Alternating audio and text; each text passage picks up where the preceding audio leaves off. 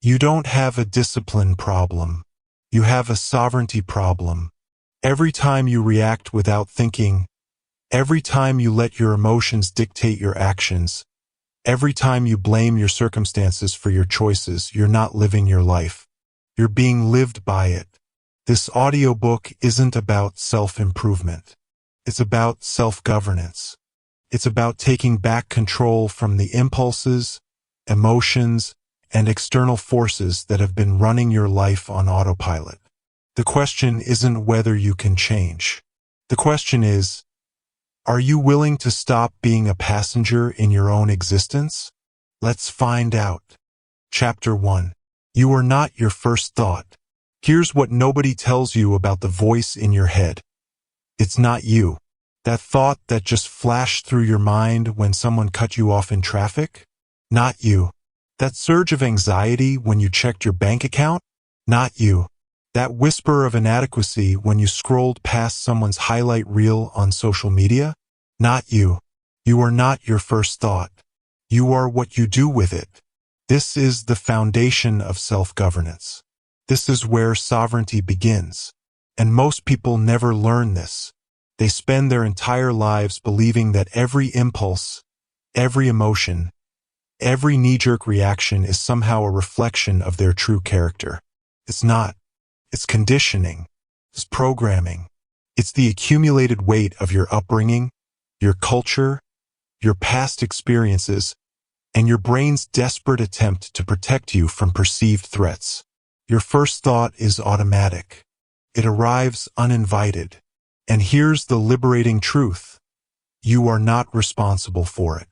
But you are absolutely, completely, undeniably responsible for what you do next. Let me say that again because this is the key. You are not responsible for your first thought. You are responsible for your second one. The first thought is the stimulus. The second thought, the one where you decide whether to believe it, act on it, or let it pass, that's the response. And between those two moments lives a gap, a space, a fraction of a second that most people collapse into nothing, but that you, if you're willing to govern yourself, can expand into freedom. Viktor Frankl understood this better than almost anyone. In the Nazi concentration camps, stripped of everything, his family, his freedom, his dignity, he discovered something that no guard could take from him. He discovered that between what happened to him and how he responded to it, there was a choice, a gap, a space where his humanity lived. He wrote, "Between stimulus and response there is a space. In that space is our power to choose our response. In our response lies our growth and our freedom." Read that again. In that space is our power to choose. The untrained mind collapses that space to zero. Stimulus equals response. Instantaneous. Automatic. Someone insults you, you snap back. Someone disappoints you, you withdraw. Someone triggers your fear, you panic. No gap. No choice. No governance. Just reaction. The governed mind does something different. It expands the gap. It creates space between what happens and what you do about it. And in that space, you reclaim your power. This is not theory. This is survival. This is sovereignty. So how do you do it? How do you expand the gap? How do you stop collapsing into your conditioning and start governing your response? You practice observation instead of obedience. Here's the technique, and it's deceptively simple. When a thought or emotion arises, you label it. You don't fight it. You don't judge it. You don't obey it. You simply observe it and name it. Anger shows up. You say internally, "There's anger." Fear arrives. There's fear. Jealousy whispers in your ear. There's jealousy. That's it. You're not saying, "I am angry." You're saying, "There's anger." You're not saying, "I am afraid." You're saying, "There's fear." Do you see the difference? Do you feel the shift?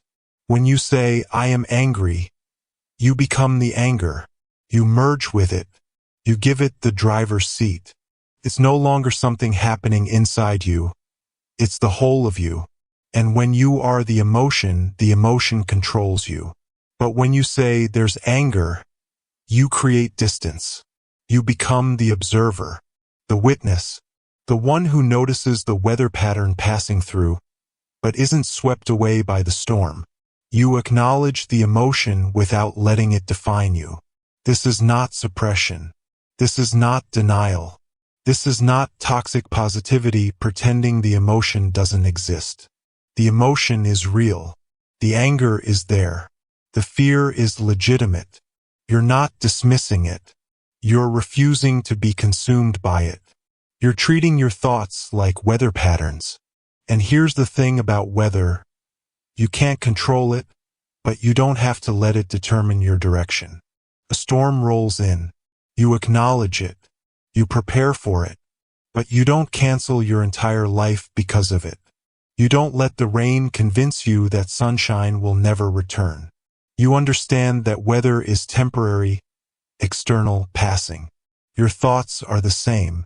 That voice telling you you're not good enough? That's weather. It's a thought pattern shaped by past experiences, societal messaging, and neurological shortcuts. It's not the truth about who you are. It's just a cloud passing through your mental sky. And you have a choice. You can let that thought dictate your actions. Skip the interview, avoid the conversation, play small, stay safe. Or you can observe it, acknowledge it, and act in alignment with who you're choosing to become, regardless of what the weather is doing. That's the key. That's the entire game. Your impulse is not your identity. Your conditioning is not your character. Your first thought is not your destiny.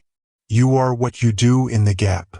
Most people never expand the gap because they've been taught that authenticity means acting on every feeling, honoring every impulse, staying true to every thought that crosses their mind. That's not authenticity. That's chaos. That's being governed by forces you didn't choose and don't control. Real authenticity is knowing the difference between who you are and what you think. It's understanding that you are not the content of your consciousness. You are the consciousness itself. You are not the thoughts. You are the thinker. And more importantly, you are the chooser. You choose which thoughts to believe. You choose which emotions to act on. You choose which impulses to follow and which to let dissolve like morning fog in sunlight. This is self-governance at its most fundamental level. And here's what happens when you practice this consistently. You stop being a puppet. You stop being yanked around by every fear, every craving, every criticism, every comparison. You stop living reactively and start living responsively. Reactive living is exhausting.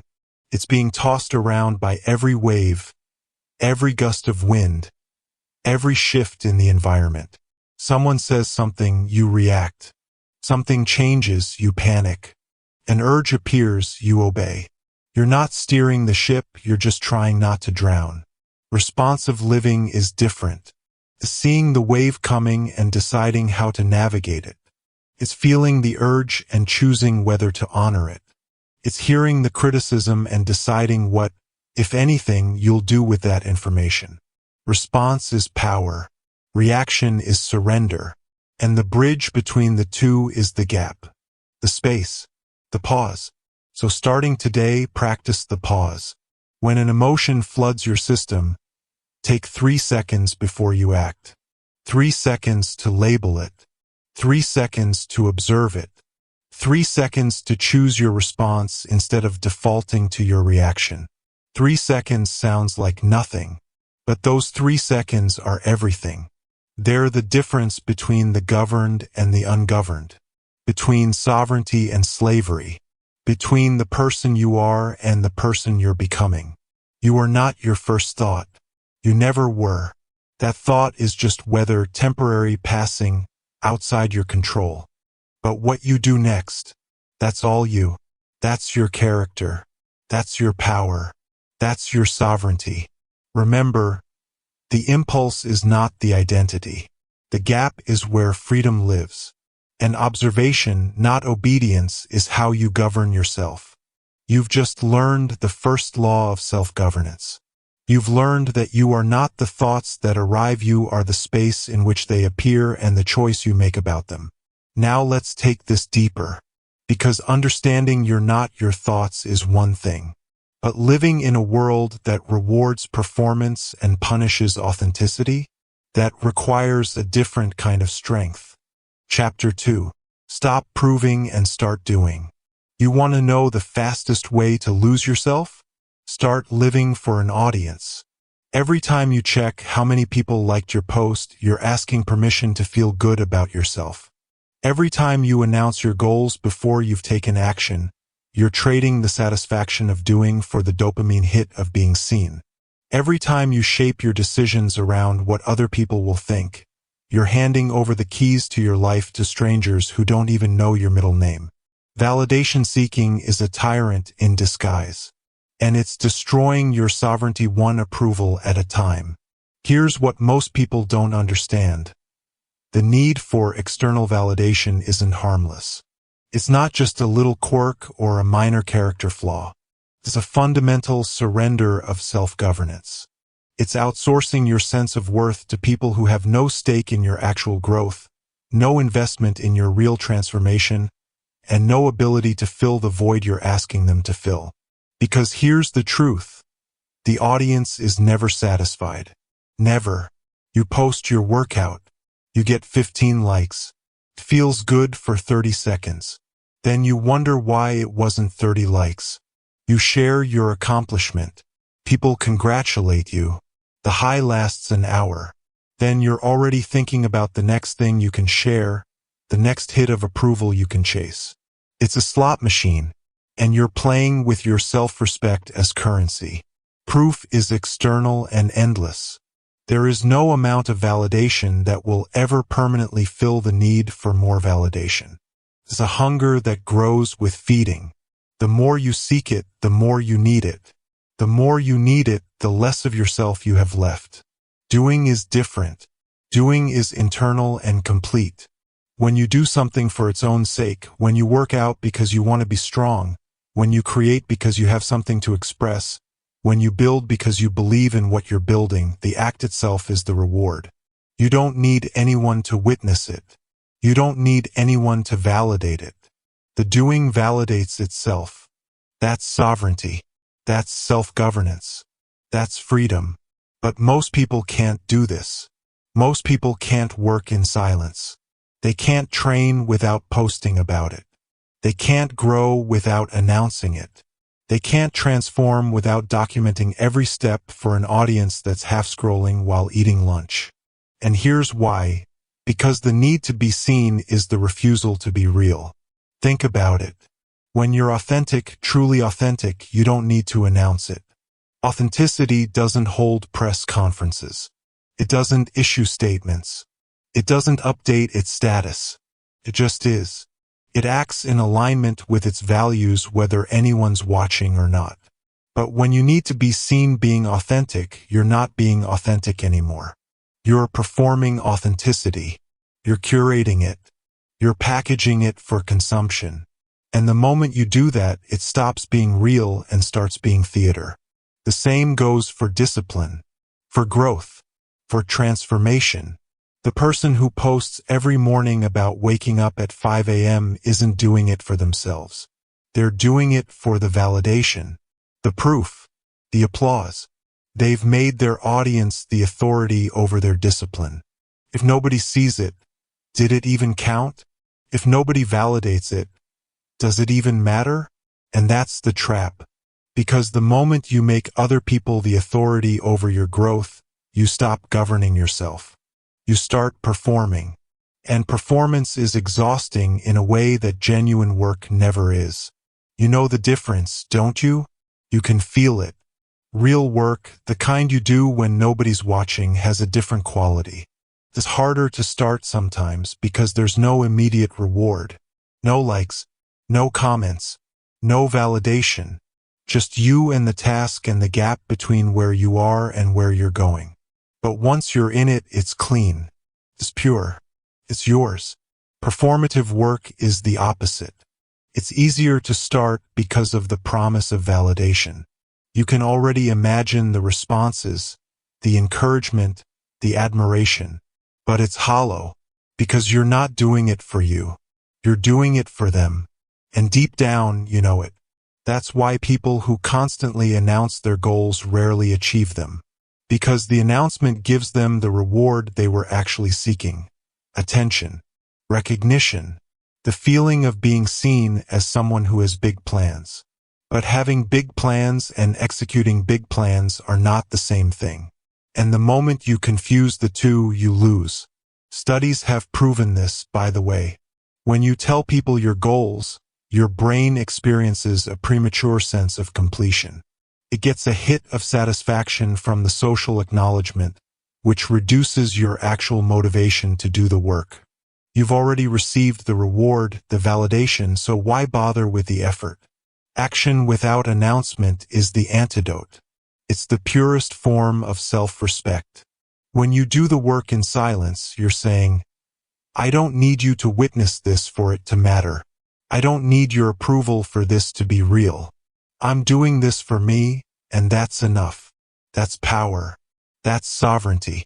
That's self-governance in its most concentrated form.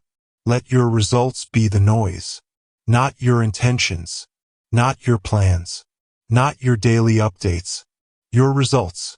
Because here's what happens when you stop performing and start doing. You move faster. You go deeper. You achieve more. Why? Because you're not wasting energy on the performance.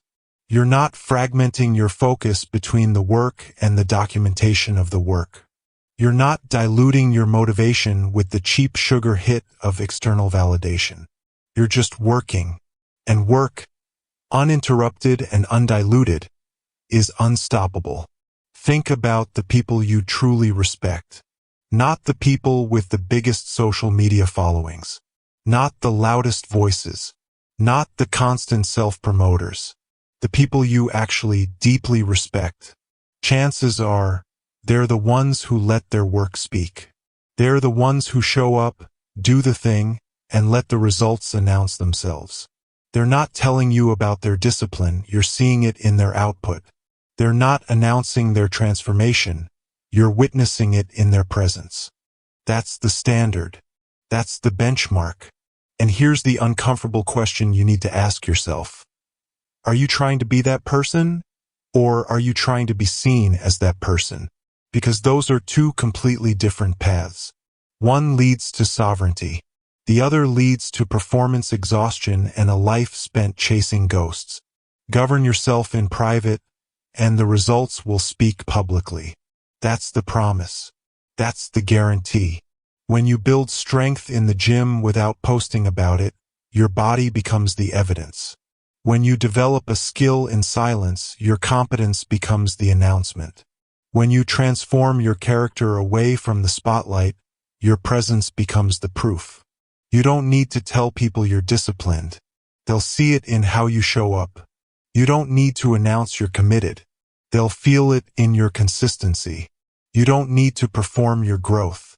They'll witness it in your evolution. But only if you stop performing and start doing. Here's a practice for you, and it's going to be uncomfortable. For the next 30 days, do not announce a single goal. Do not post a single update about your progress. Do not tell anyone what you're working on unless they directly ask. And even then, keep it brief. Just do the work. In silence. In private. With no audience. No validation. No proof. And watch what happens. Watch how much clearer your mind becomes when you're not constantly thinking about how to frame your effort for public consumption. Watch how much more energy you have when you're not managing other people's perceptions of you. Watch how much faster you progress when your motivation is internal, not external. This isn't about secrecy. This isn't about being mysterious or playing games. This is about reclaiming your sovereignty from the approval machine. Because every time you seek validation, you give someone else power over your sense of self. Every time you need to be seen, you make the invisible jury the judge of your worth. Every time you perform instead of doing, You trade authenticity for applause. And applause fades. It always does.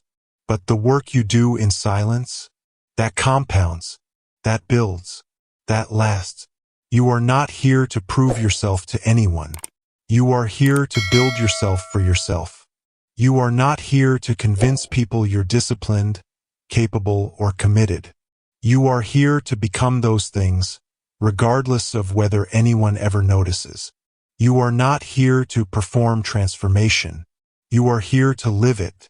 Stop proving. Start doing. Stop announcing. Start executing.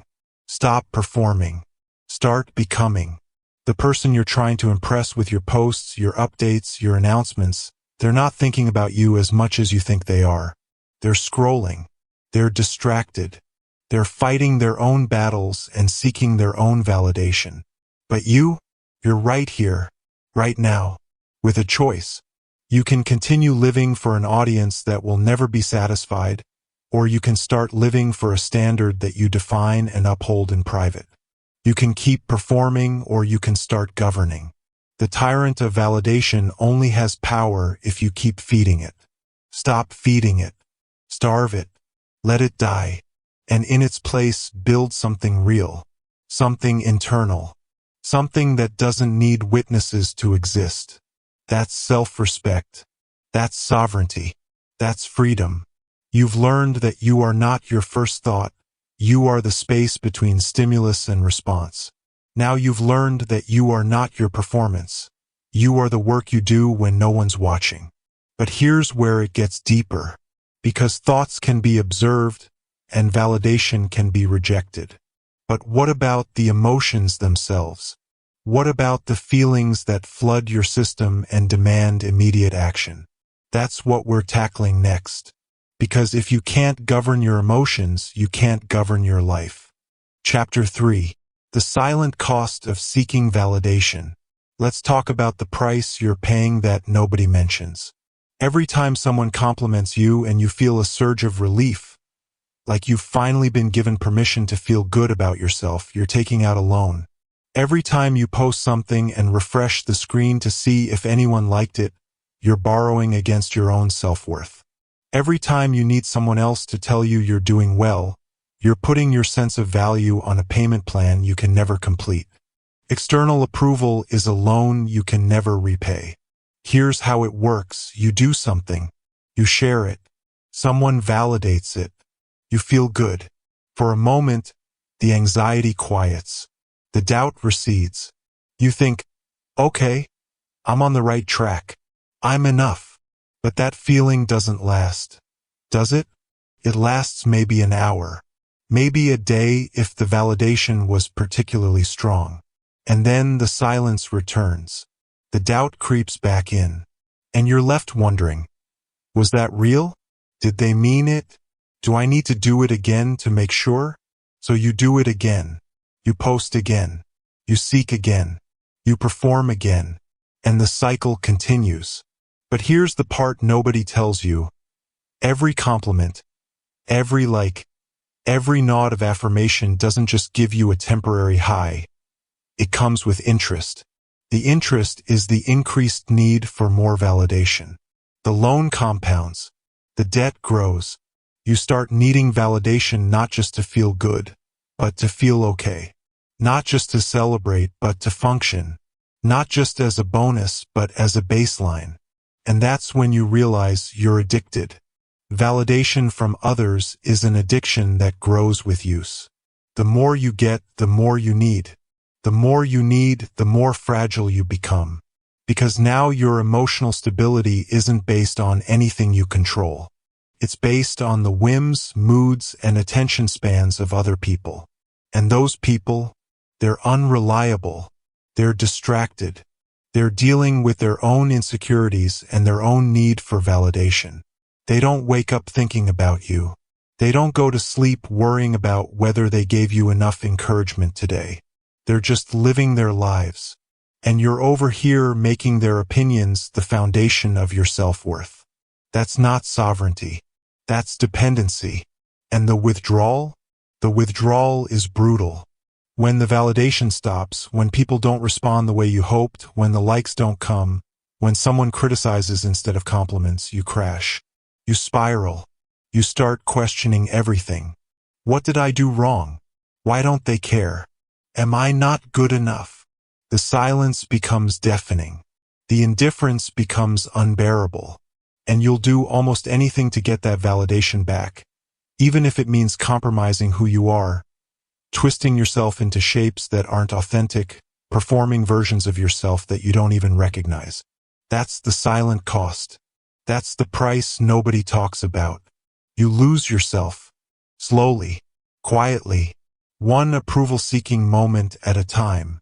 And here's the cruelest part. You cannot build self-worth on borrowed opinions. Think about it. Self-worth. The clue is in the name. Self-worth. It's supposed to come from the self. It's supposed to be generated internally, based on your values, your standards, your alignment with the person you're committed to becoming.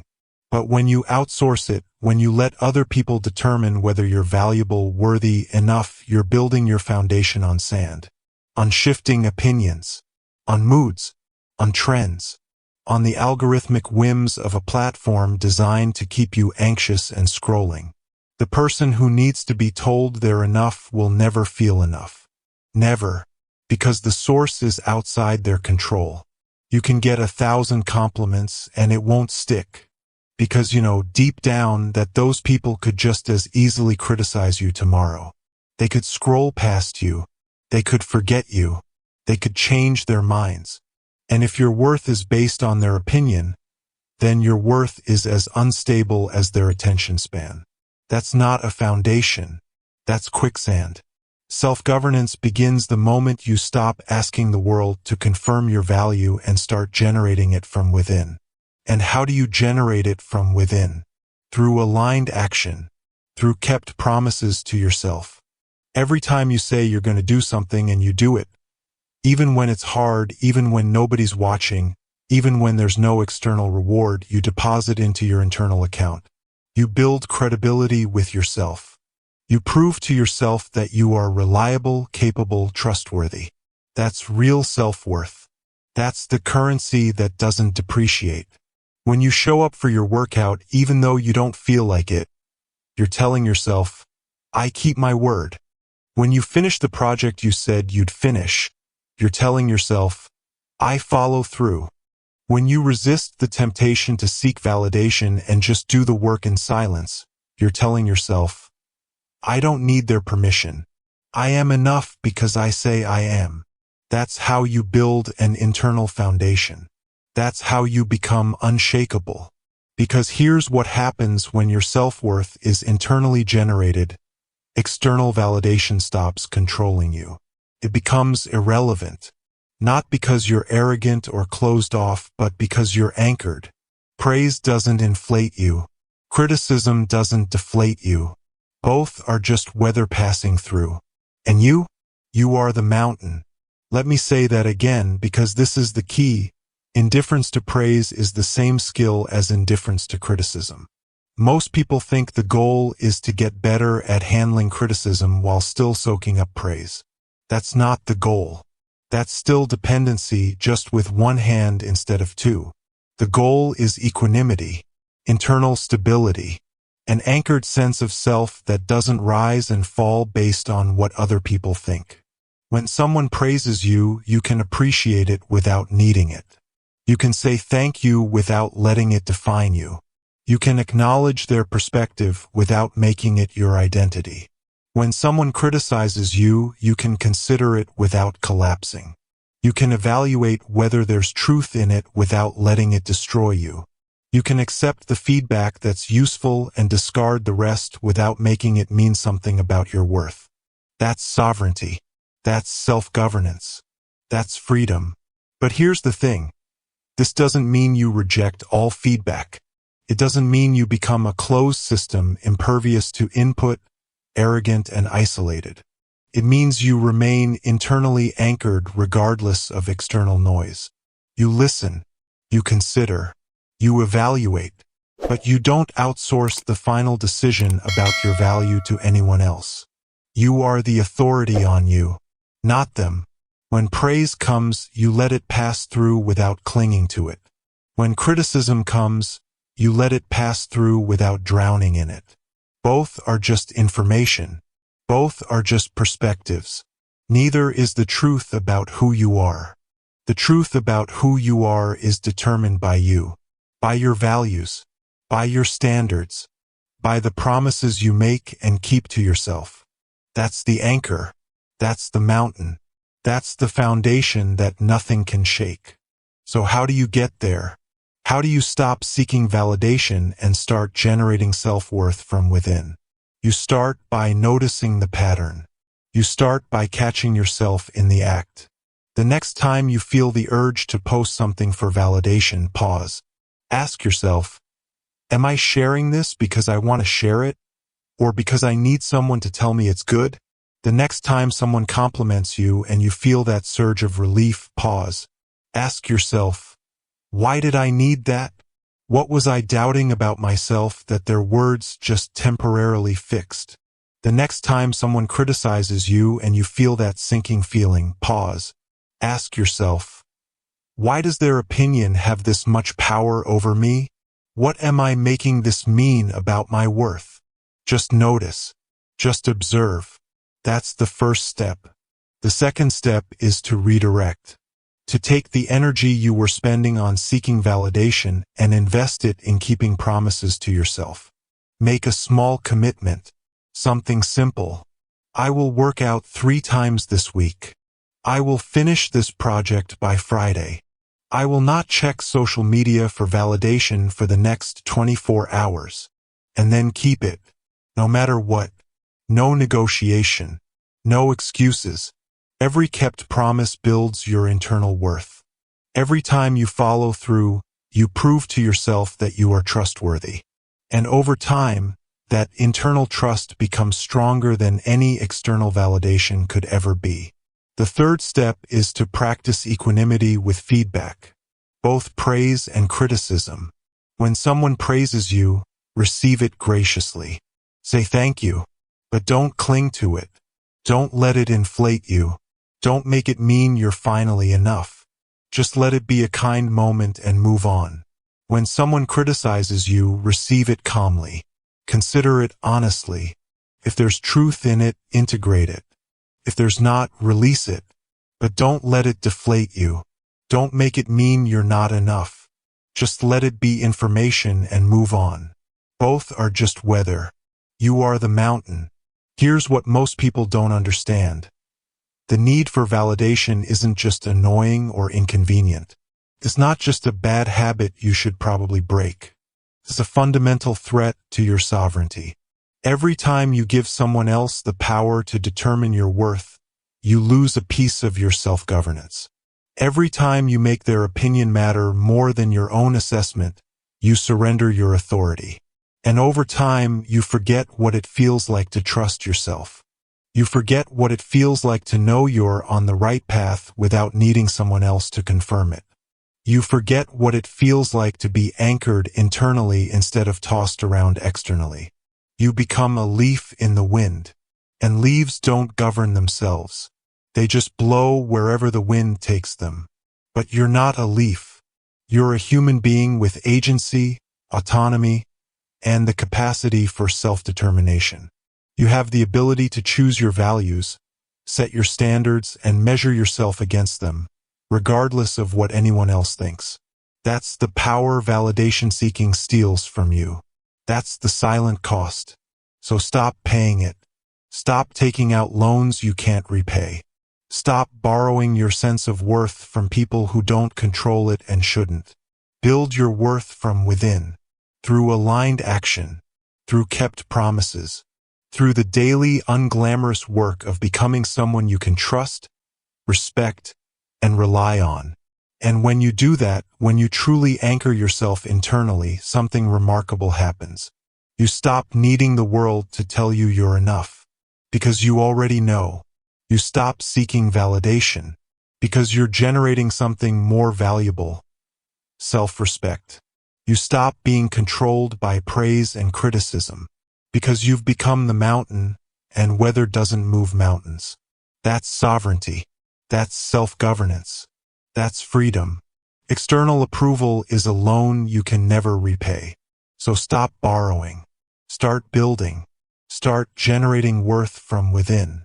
The world's opinions about you will always fluctuate. People will praise you and criticize you, often for the same thing. They'll love you and forget you, validate you and ignore you. But your relationship with yourself, that's constant. That's controllable. That's yours. Invest there. Build there. Anchor there.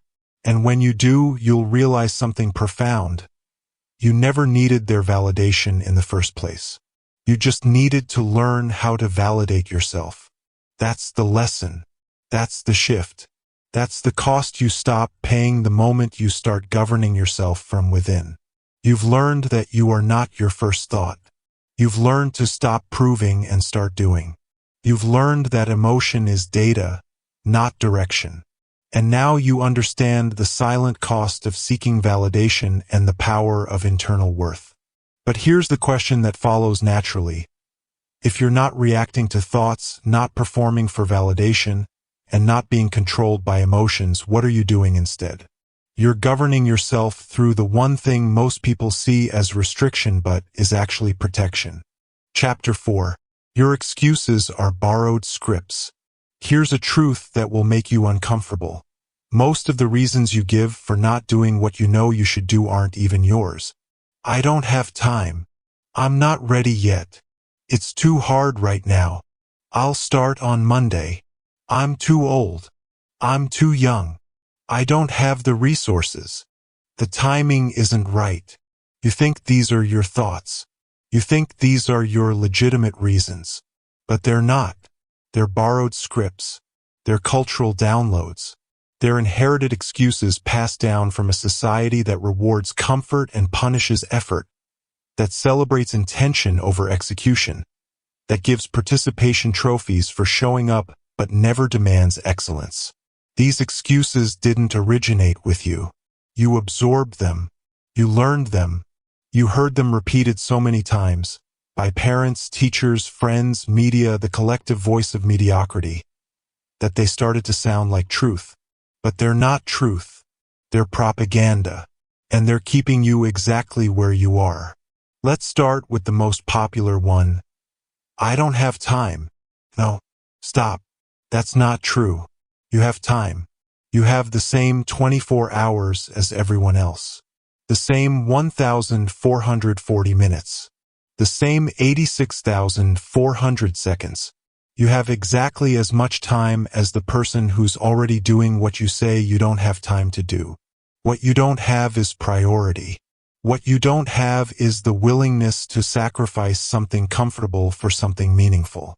What you don't have is the discipline to say no to the easy thing so you can say yes to the important thing.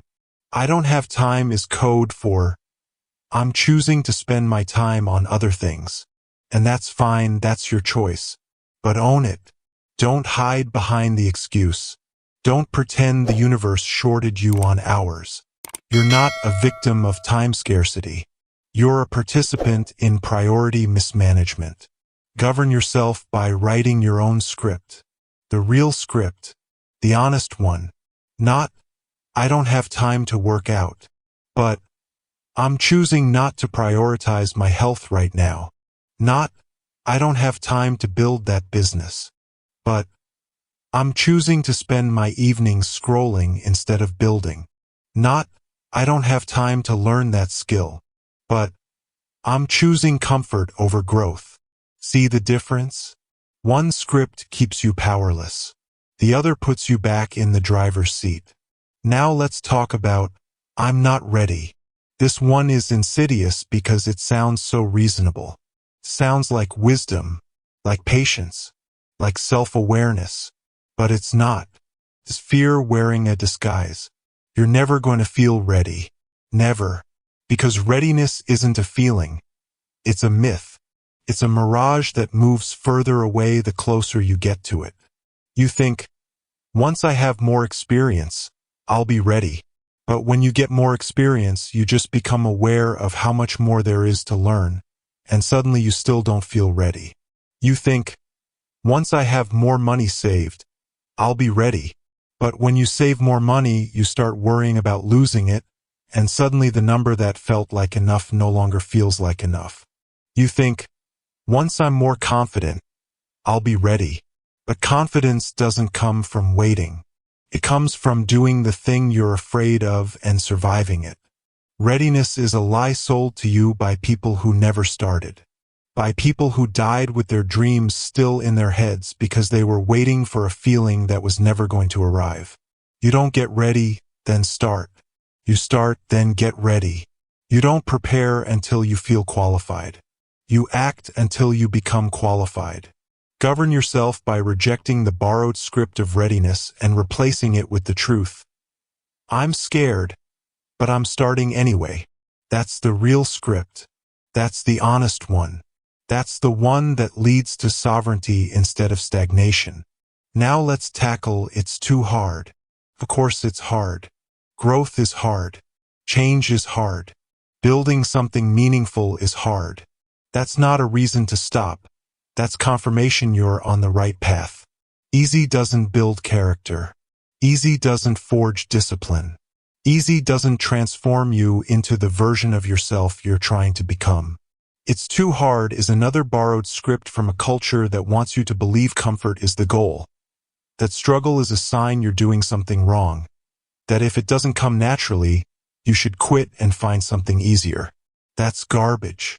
That's the script that keeps people weak, dependent, and perpetually unsatisfied. Hard is the price of worthwhile. Hard is the filter that separates those who want it from those who need it. Hard is where the magic happens, where the transformation occurs, where you discover what you're actually capable of. You don't avoid hard. You lean into it. You embrace it. You make it your friend. Govern yourself by rewriting the script. This is hard, which means it matters. And I'm doing it anyway. That's sovereignty. That's self-governance. That's the mindset that builds empires while everyone else is still waiting for easy.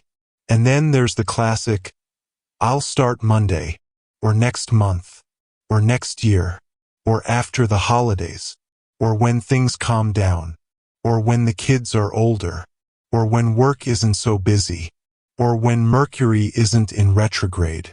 This is procrastination dressed up as planning. This is delay disguised as preparation. This is your brain negotiating with you, trying to get you to accept the illusion of future action in exchange for present inaction. And you fall for it, every time, because I'll start Monday feels like you're still committed, feels like you haven't quit, it feels like you're just being strategic, smart, responsible. But here's the truth. Monday never comes. Not really, because when Monday arrives, there's a new excuse waiting, a new reason to delay, a new script to justify one more week of not doing the thing you know you need to do. An excuse is a refusal to take responsibility disguised as a reason. Read that again. Let it sink in. Every excuse you make, every reason you give for why you can't, why you shouldn't, why now isn't the right time, is a refusal to take responsibility.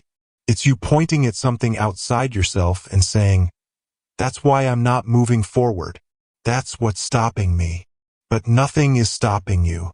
Nothing external anyway. Your circumstances aren't stopping you. Plenty of people with worse circumstances are doing more than you. Your upbringing isn't stopping you. Plenty of people with worse backgrounds have built better lives. Your resources aren't stopping you. Plenty of people with fewer resources have created more impact. Your luck isn't stopping you. Luck is what you call it when preparation meets opportunity, and you're not preparing, you're making excuses. The moment you blame your circumstances, your upbringing, your resources, or your luck, you surrender your power. You give it away. You hand it over to forces you can't control, and then you wonder why you feel powerless. But you're not powerless. You're just refusing to take responsibility. And here's the critical distinction. Responsibility isn't about fault. It's about ownership. Fault looks backward. It's about who's to blame for the situation you're in. Maybe it's your parents' fault. Maybe it's society's fault. Maybe it's your boss's fault. Maybe it's genuinely not your fault at all. Fine. Blame them if you want. It might even be accurate. But responsibility looks forward. It's about who's going to do something about it. And the only answer that matters is you. You can't control what happened to you. You can't control where you started. You can't control the hand you were dealt. But you can control what you do next. And that's everything. Own your choices and you reclaim the ability to change them. When you say, "I'm not moving forward because I don't have time," you're powerless. Time is outside your control. You can't make more of it. You're stuck. But when you say, "I'm not moving forward because I'm choosing to prioritize other things," suddenly you have power, because you can change your priorities. You can make different choices. You're in the driver's seat. When you say, "I can't succeed because of my background," you're powerless. Your background is fixed. It's done. You can't change it. You're stuck.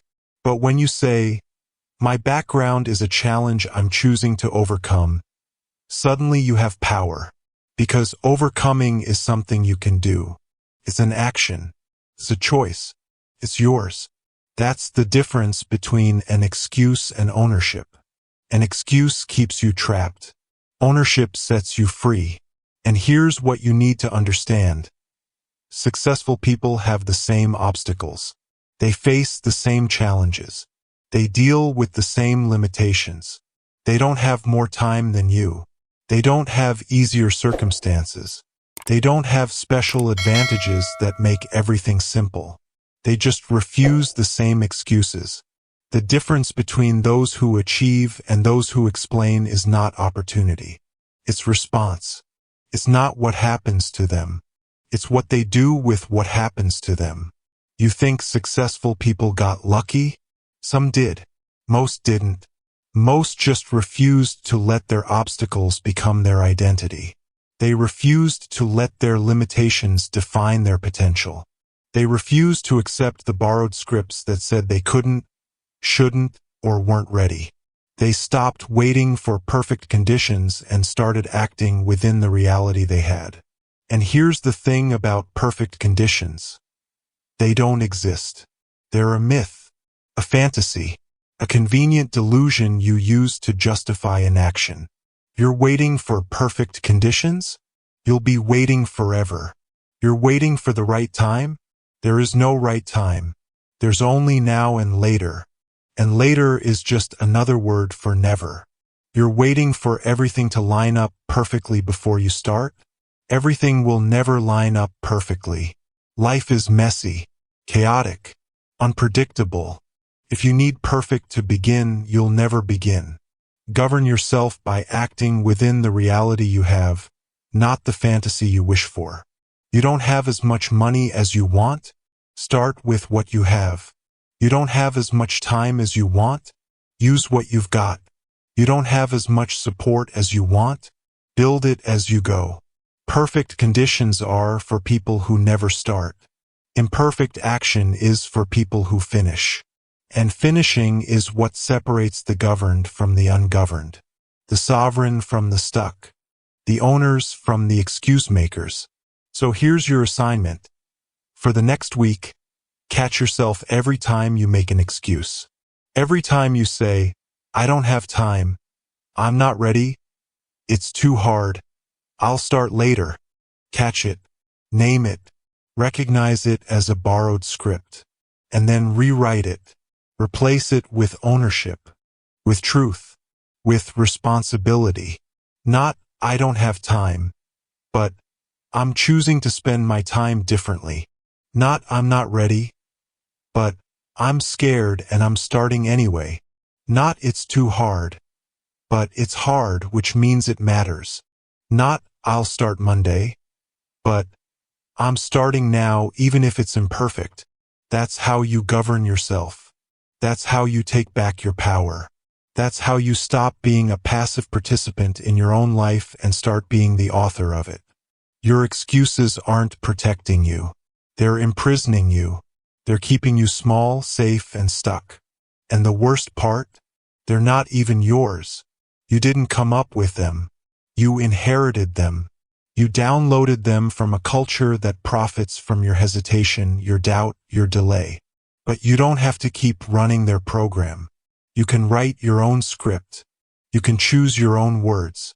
You can own your own choices. And when you do, when you stop making excuses and start taking responsibility, everything changes. Because the moment you stop blaming external forces for your lack of progress is the moment you realize you had the power all along. You just weren't using it. You've been waiting for permission, for perfect conditions, for readiness, for luck. But none of that matters. None of that is required.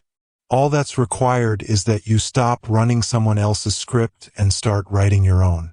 All that's required is that you stop making excuses and start making moves. All that's required is that you take responsibility for where you are and where you're going. That's sovereignty. That's self-governance. That's freedom. You've learned that you are not your first thought. You've learned to stop proving and start doing. You've learned that emotion is data, validation is a loan you can't repay, and discipline is protection, not punishment. Now you've learned that your excuses aren't even yours. They're borrowed scripts keeping you trapped in someone else's narrative. But knowing this isn't enough. Because the real question isn't whether you can change your script once. It's whether you can sustain it. Whether you can show up day after day, week after week, month after month. And that's what most people get wrong. They think transformation happens in explosive moments. But it doesn't. Chapter 5. Consistency beats intensity every time. You know what nobody wants to hear? That the transformation you're chasing won't happen in a week. Or a month. Or even in one heroic, all-out effort that leaves you exhausted and proud. It's going to happen in the quiet, in the repetition, in the unglamorous grind of showing up day after day when there's no applause, no visible progress, no evidence that anything is changing at all. The extraordinary is built from the ordinary, repeated relentlessly. That's the truth most people can't accept. Because ordinary sounds boring. Repetition sounds tedious, and relentless sounds exhausting. But here's what you need to understand. One explosive workout won't transform your body. It'll make you sore. It'll give you a temporary high. It might even make you feel accomplished for a day or two. But your body won't change. Not fundamentally. Not permanently. One brilliant idea won't build a business. Ideas are everywhere. They're cheap. They're easy. What's rare is the person who takes that idea and executes on it every single day for months, for years, through failure and frustration and the crushing weight of slow progress. One deep conversation won't save a relationship. It might clear the air. It might create a moment of connection. But relationships aren't built in moments. They're built in the accumulation of small, consistent acts of presence, attention, and care. Greatness is the compound interest of small, unglamorous actions done consistently over time, even when no one is watching. Compound interest. That's the key. You know how compound interest works financially, right? You invest a small amount. It earns a tiny bit of interest. That interest gets reinvested. It earns more interest. And over time, years, decades, that small initial investment becomes something massive. But only if you're consistent. Only if you keep investing. Only if you don't pull out when the growth feels slow or when you're tempted by something that promises faster returns. Your life works the same way. Your habits work the same way. Your discipline works the same way. Every small action, every workout, every page written, every conversation prioritized, every urge resisted, compounds. Not immediately, not visibly, but inevitably. The problem is, most people can't see the compound effect happening, so they quit. They judge their progress based on what they can see today, this week, this month. And when the results don't match the effort, they bail. They don't understand that the results aren't linear. They're exponential. But exponential growth looks flat at the beginning. It looks like nothing is happening. It looks like you're wasting your time. Until suddenly, you're not. Until suddenly, everything clicks. Until suddenly, the compound interest pays off and you look back and realize you've been transformed. But you only get there through consistency, not intensity. Intensity is a spark. Consistency is the forge.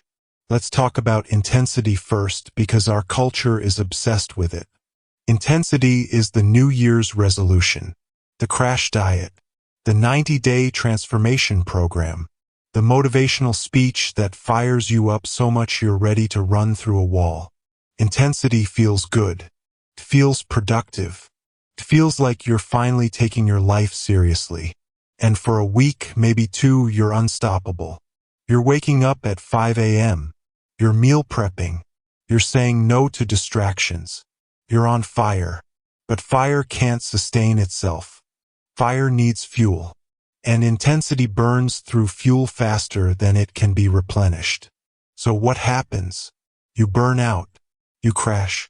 You wake up one morning and the fire is gone. The motivation has evaporated.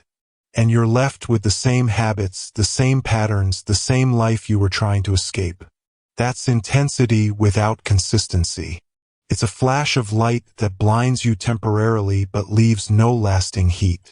Consistency is different. Consistency is the forge. A forge doesn't burn hot and fast. It burns steady. It burns controlled. It burns long. And in that sustained heat, metal is transformed, softened, shaped, strengthened. That's what consistency does to you. It doesn't give you the immediate high of intensity. It doesn't make you feel like a hero on day one. But over time, over weeks, months, years, it transforms you at the foundational level. Motivation gets you started. Discipline keeps you going. Motivation is the spark. It's that initial burst of energy that gets you off the couch, into the gym, onto the page, into the conversation. And motivation is great. Use it when you have it. Ride that wave as far as it'll take you. But don't depend on it. Because motivation is unreliable. Comes and goes.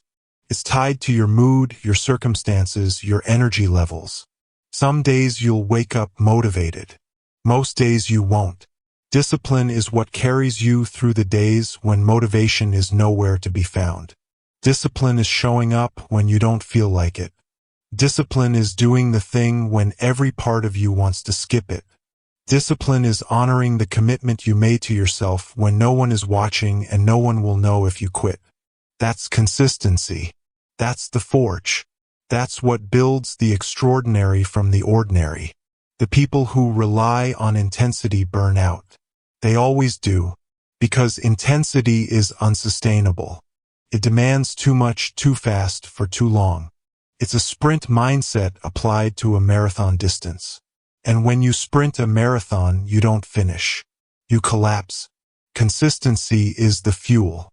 It's the steady, controlled burn that keeps you moving forward when intensity would have you gasping on the side of the road.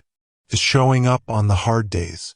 The days when you're tired, stressed, overwhelmed. The days when the last thing you want to do is the thing you committed to doing. It's showing up on the boring days. The days when the work feels repetitive, when progress feels invisible, when you're not learning anything new or experiencing any breakthroughs. It's showing up on the days when results feel invisible, when you can't see any evidence that what you're doing is working, when doubt whispers that maybe this is pointless, maybe you should quit, maybe you're wasting your time. Consistency says, I'm showing up anyway. That's self-governance. That's sovereignty. That's the difference between the people who achieve their goals and the people who just talk about them. Now here's the practical part. Here's how you actually do this. Govern your habits, and your habits will govern your results. You don't need to overhaul your entire life. In fact, trying to overhaul your entire life is a form of intensity, and we've already established that intensity burns out. You need to install one new behavior and protect it until it becomes automatic. 1. Not 10. Not 5. 1. Pick the one habit that, if you did it consistently for the next 6 months, would have the biggest impact on your life. Maybe it's working out 3 times a week. Maybe it's writing for 30 minutes every morning. Maybe it's going to bed by 10 p.m. Maybe it's meditating for 10 minutes. Maybe it's calling your parents every Sunday. Whatever it is, it should be specific. Not exercise more, but go to the gym Monday, Wednesday, Friday at 6 a.m. Measurable. Not eat better, but prepare and eat a protein-rich breakfast every day. Achievable. Not write a novel, but write 500 words before checking email. And then you protect it. You guard it. You defend it against every excuse, every distraction, every competing priority. You don't negotiate with yourself about it. You don't skip it because you're tired. You don't postpone it because something came up. You don't make exceptions because it's the weekend, or you're traveling, or it's your birthday. You do it. Every time. No matter what. And you do it until it becomes automatic. Until it stops requiring willpower. Until it's just what you do, who you are, how you operate. That usually takes about 60 to 90 days. 2 to 3 months of consistency before the habit stops feeling like effort and starts feeling like identity. But here's the beautiful part. Once that habit is installed, once it's automatic, you can stack another one. Stack small habits. Honor them daily. This is how you build a life. Not through one massive overhaul. Not through intensity. But through the gradual accumulation of small, consistent behaviors that compound over time. You install the workout habit. It becomes automatic. Then you add the reading habit. 10 pages a day. That becomes automatic. Then you add the gratitude habit. 3 things you're grateful for every morning. That becomes automatic. One by one. Layer by layer. Habit by habit. And in 6 months, you'll be unrecognizable. Not because of any single dramatic change, but because you've become a person who works out consistently, reads daily, and starts each day with gratitude. That's a different person than who you were 6 months ago. A different body, a different mind, a different energy. In a year, you'll be unstoppable, because you've proven to yourself that you can install new behaviors. You've built the skill of consistency. You've developed the discipline to honor your commitments regardless of how you feel. And once you have that skill, once you know how to be consistent, there's nothing you can't do. Nothing you can't build. Nothing you can't become. Because consistency is the cheat code. It's the leverage point. It's the secret that's hiding in plain sight. Everyone wants the shortcut, the hack, the magic pill that makes transformation instant and effortless. But there is no shortcut. There's only the long way, the consistent way, the way that looks slow at first but becomes exponential later. And the people who accept that, who embrace the grind, who commit to the repetition, who show up even when it's boring, those are the people who win. Not because they're more talented. Not because they're luckier. Not because they have advantages you don't, but because they refuse to quit when the progress feels slow. Because they understand that extraordinary results come from ordinary actions repeated relentlessly. Here's what this looks like in practice. You want to get in shape? You don't need a perfect program. You don't need a personal trainer. You don't need expensive equipment. You need to move your body consistently 3 to 5 times a week for 6 months. That's it. The specifics barely matter. The consistency is everything. You want to build a business? You don't need a revolutionary idea. You don't need venture capital. You don't need a perfect plan. You need to work on it consistently a few hours a day for a year. Ship something. Get feedback. Improve. Repeat. Consistency compounds. You want to improve your relationships? You don't need grand gestures. You don't need expensive gifts. You don't need perfect communication skills. You need to show up consistently. Listen consistently. Prioritize consistently. The small moments matter more than the big ones. Consistency beats intensity. Every time. In every domain. And the beautiful irony is that consistency eventually creates intensity. But it's a sustainable intensity. An intensity built on a foundation of discipline rather than desperation. When you've been working out consistently for a year, you can push harder in your workouts because your body is conditioned.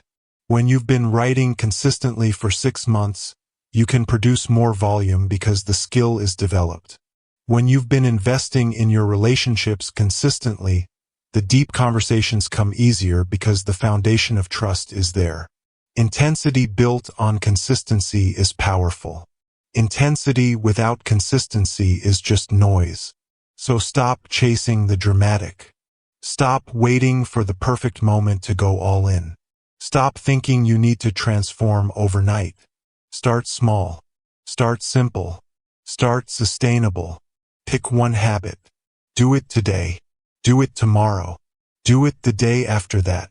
Don't judge your progress by the week. Judge it by the quarter, by the year, by the decade. Trust the compound interest of small actions repeated relentlessly. And when you're tempted to quit, when the progress feels invisible, when the work feels boring, when you can't see the results yet, remember this: the forge doesn't work in a day. The metal doesn't transform in a single session. But if you keep the fire burning steady, if you keep showing up consistently, the transformation is inevitable. You are the metal. Consistency is the forge. And time is the heat that makes the impossible possible. Don't burn out chasing intensity. Build slowly through consistency. And watch what happens when ordinary actions, repeated relentlessly, compound into extraordinary results. That's self-governance. That's sovereignty. That's how you build a life that doesn't just look good in moments but sustains excellence over decades. You've learned that you are not your first thought. You've learned to stop proving and start doing. You've learned that emotion is data, validation is a loan, discipline is protection, and excuses are borrowed scripts. Now you've learned that consistency beats intensity, that the extraordinary is built from the ordinary, repeated relentlessly. But here's where most people fail. They understand the importance of consistency, and then they immediately start negotiating with themselves about when to apply it. I'll be consistent starting Monday. I'll be consistent except on weekends. I'll be consistent unless I'm tired. And that's the trap. Because the moment you start negotiating with yourself, you've already lost. Chapter 8. Stop negotiating with yourself. The alarm goes off at 5 a.m. You told yourself last night you'd wake up. You set the alarm with conviction. You were committed. You were ready. And now, in the dark, in the comfort of your warm bed, a voice starts whispering, "Just 10 more minutes. You didn't sleep well. You need the rest. You can work out this afternoon instead. One day won't matter." And just like that, you're negotiating. You're bargaining. You're in a debate with yourself about whether you're going to honor the commitment you made. And here's the truth you need to understand. Every internal debate weakens your authority over yourself. Every single one. The moment you start bargaining, "Just this once, I'll start tomorrow, I deserve a break," you fracture your self-trust. You create a crack in your integrity. You send a message to yourself that your word means nothing. Governing yourself means the decision is made once, and the only thing left is execution. No debate, no negotiation, just obedience to the standard you've set. Let me say that again because this is fundamental. The decision is made once. Not every morning. Not every time the alarm goes off. Not every time you face the choice. Once. You decide once that you wake up at 5 a.m. And from that moment forward, there is no debate. There is no negotiation. There is no internal conversation about whether today is the day you'll honor that commitment. You wake up. Period. That's self-governance. That's sovereignty. That's the difference between people who achieve what they set out to achieve and people who spend their entire lives negotiating with themselves about when they'll finally start. Most people don't fail because they lack capability. They fail because they negotiate themselves out of doing the things that would make them successful. They negotiate themselves out of the workout, out of the difficult conversation, out of the creative work, out of the discipline, out of the discomfort, and every negotiation makes the next one easier. Every compromise trains your brain that your commitments are optional, that your standards are flexible, that your word to yourself doesn't really mean anything. And over time, you become someone who can't trust yourself, someone who makes promises they don't keep, someone who sets goals they don't achieve, someone who lives in the gap between who they say they are and who they actually are. That gap is where self-respect dies. Your word to yourself is the foundation of self-respect. Think about the people you respect in your life, the ones you truly admire, the ones you look up to. What do they all have in common? They keep their word. When they say they'll do something, they do it. When they make a commitment, they honor it. When they set a standard, they live by it. You trust them because their actions match their words. There's no gap, no inconsistency, no negotiation. And that's why you respect them. Not because they're perfect, not because they never struggle, but because when they commit, they follow through. Now ask yourself, do you have that same relationship with yourself? If you can't trust yourself to follow through on your own commitments, how can you respect yourself? You can't. It's impossible. Self-respect is earned. It's not something you can fake. It's not something you can manufacture through positive affirmations or motivational quotes. It's built through action, through kept promises, through the daily practice of doing what you said you would do, even when you don't feel like it. Every kept promise, waking up on time, finishing the work, skipping the indulgence, builds credibility with the only person who truly matters. You. Every time you wake up when the alarm goes off, you prove to yourself that you're reliable. Every time you finish the workout even though you wanted to quit, you prove to yourself that you're strong. Every time you skip the indulgence even though you wanted it badly, you prove to yourself that you're disciplined. And those proofs accumulate. They compound. They build into a foundation of self-trust that becomes unshakable. But it works in reverse, too. Every broken promise chips away at that foundation. Every negotiation weakens your self-trust. Every time you tell yourself you'll do something and then don't, you're training your brain that your commitments are meaningless. And eventually, you stop believing yourself. You stop trusting yourself. You stop respecting yourself. You become someone who says things but doesn't mean them. Someone who makes plans but doesn't follow through.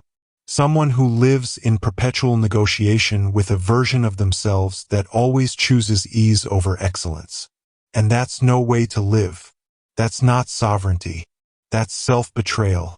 The just this once mindset is a virus. Let's talk about those 3 words. Just this once. They sound so harmless, don't they? So reasonable. So forgiving. I'll skip the workout just this once. I'll eat the junk food just this once. I'll sleep in just this once. I'll break my own rule just this once. It feels like you're being kind to yourself. Like you're giving yourself grace. Like one exception won't matter in the grand scheme of things. But here's the truth. It doesn't stay isolated. It spreads. One compromise becomes 2. 2 become 10. And before you know it, Your entire life is a negotiation with a version of yourself that always chooses ease. Just this once is never just once. Because every time you make an exception, you make it easier to make the next exception. Every time you negotiate, you train your brain that negotiation is an option. And your brain is smart. It learns patterns. It recognizes what works. So the next time you face the same choice, the alarm goes off, the workout beckons, the indulgence tempts, your brain immediately pulls out the just this once card. Because it worked last time. It got you out of the discomfort last time. So why not try it again? And you do. You negotiate. You compromise. You make another exception. And the virus spreads. Until eventually, just this once becomes just this week. Which becomes just this month. Which becomes just until things calm down. Which becomes maybe next year. And your entire life becomes a series of negotiations where you always choose the path of least resistance, the option that requires the least from you, the choice that keeps you comfortable. That's not governance. That's surrender. Kill the negotiation. Decide once. Execute always. Here's how you do it. First, you make the decision in advance. Not in the moment. Not when you're tired, tempted, or emotionally compromised. In advance. When you're clear-headed, when you're connected to your values, when you're thinking about the person you're trying to become. You decide, I wake up at 5 a.m. Or, I work out Monday, Wednesday, Friday. Or, I don't eat sugar. Or, I don't check my phone for the first hour after waking. Whatever the commitment is, you decide it once. You make it a rule, a standard, a non-negotiable. And then, and this is the critical part, you remove the option to renegotiate. When the alarm goes off, you don't ask yourself, should I wake up? That's negotiation. That's reopening the decision. That's giving your tired, comfort-seeking brain permission to override the commitment you made. You just wake up. No thought. No debate. No internal conversation. The decision was already made. The only thing left is execution. When the workout time arrives, you don't ask yourself, do I feel like working out? That's negotiation. You just go. You put on your shoes. You walk to the gym. You start moving. When the indulgence appears, you don't ask yourself, would it really be that bad to have just one? That's negotiation. You just say no. You walk away. You honor the standard. No debate. No negotiation. Just obedience to the standard you've set. And here's what happens when you do this consistently. You stop feeling conflicted. Right now, you feel conflicted because you're constantly renegotiating your commitments. Every decision is a battle. Every choice requires willpower. Every morning is a struggle. But when you remove the option to negotiate, the conflict disappears. The decision is already made. There's nothing to debate. There's nothing to struggle with. There's only execution. And execution is easy. It's mechanical. It's just doing the next right thing. You know what's exhausting? Negotiating with yourself 20 times a day about whether you're going to honor your commitments. You know what's liberating? Deciding once and never looking back. That's self-governance. That's sovereignty. That's freedom. Now, I can hear the objection forming in your mind. But what about flexibility? What about grace? What about being human? Here's the answer. There's a difference between flexibility and negotiation. Flexibility is adjusting your plan when circumstances genuinely change. When you're sick, when there's an emergency, when life throws something at you that requires adaptation. Negotiation is talking yourself out of your commitments because you don't feel like honoring them. Flexibility is wisdom. Negotiation is weakness. And you know the difference. You can feel it. When you skip the workout because you have the flu, that's flexibility. When you skip the workout because you're tired and would rather sleep in, that's negotiation. When you adjust your schedule because of a family emergency, that's flexibility. When you adjust your schedule because something easier came up, that's negotiation.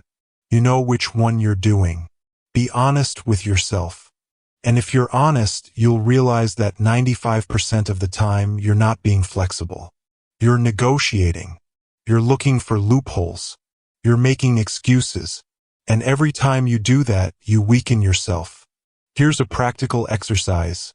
For the next 30 days, pick one commitment. Just one.